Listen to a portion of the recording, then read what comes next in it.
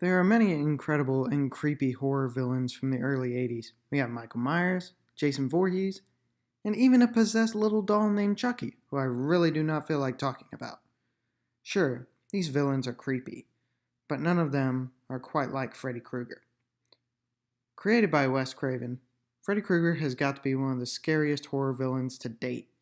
With the ability to kill you through your dreams, he's almost unbeatable. The main points I want to hit in this essay are who Freddy Krueger is as a character, how Robert Englund brings this character to life, and how Freddy is different from the other horror villains of his time. Freddy Krueger is a child murderer, not a child molester like he was in the 2010 remake, that because of a court paper signed in the wrong place, was let go and was found innocent in the eyes of the court. Parents of the victims were furious and decided to serve justice in their own way. They found his hideout, an abandoned boiler room, and set it on fire while he was still inside. Freddy was then given the chance to continue his killing spree through the dreams of the children on Elm Street. With a burned and scarred body and that wicked glove, he still frightens viewers to this day. Freddy isn't your typical horror villain. In most horror films from the time, the killer usually remained silent and just went in for the kill. Freddy chose to play with his victims before going in and finishing off his victim. It gave the victim a sense of uneasiness that made them even more scared for their life. Also, Freddy didn't just stab or slice his victims' throats. He made it a show, in a sense. Let's take a look at some of Freddy's sick tricks he pulled on the victims and their violent ends.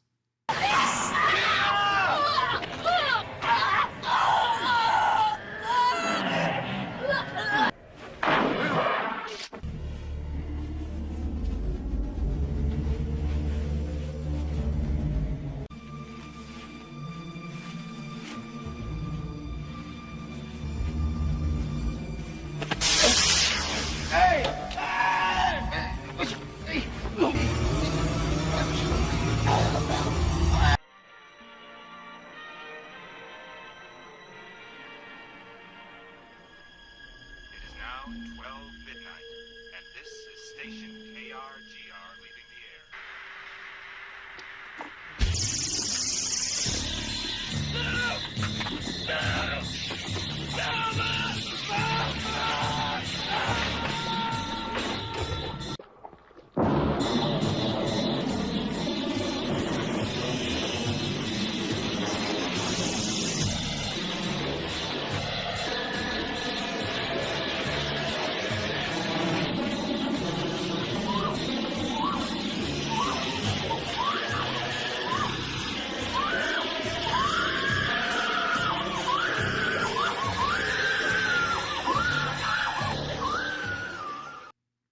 Very nice. Now, you can't pull off this type of character without the right actor. Enter Robert Englund. At the time, Englund was a small-time actor that Wes Craven would not have even thought of if he wasn't suggested by one of the producers of Elm Street. Craven was surprised at Englund's enthusiasm and the way he embodied the character. Even Freddy's posture was Englund's idea for the character. That, and the glove was heavy and would cause him to stand crooked. When Englund would put on the sweater, glove, and fedora, he was a totally different person. He became the sadistic, teasing, frightening villain that we have all come to know and love. Englund brought so much personality to the character that made him stand out against the other horror villains of the time, which brings me to the next part. What makes Freddy different from the other horror villains of the time? Most of the villains, like Michael Myers and Jason Voorhees, just go after their victim, stab, stab, stab, and leave them to die. They also stay silent. Freddy talks to his victims, and this is what makes him even scarier. The silent factor is less intimidating than someone that responds to and feeds off of your fear. Also, the way he plays cat and mouse with his victim is just one of the creepiest things I've ever seen.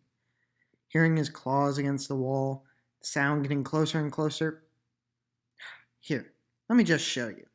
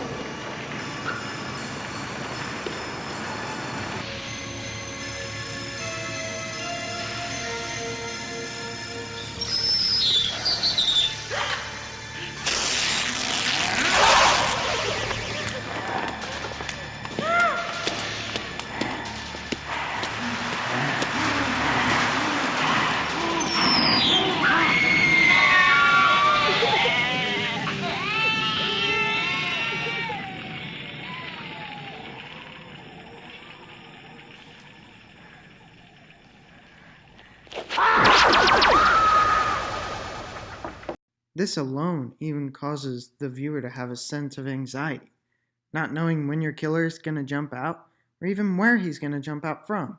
Makes for a much more entertaining movie. Yes, we see Michael disappear and appear, but there's no real reason why. And it doesn't cause as much suspense as knowing you're being chased, hearing the footsteps and claws scratching on the wall, and that iconic laugh, knowing you're about to die. But not know when is just the type of fear that Freddy feeds off of. This is what makes Freddy stand out from the other horror villains. So, in conclusion, Freddy Krueger is probably one of the scariest and most unique horror villains of his time.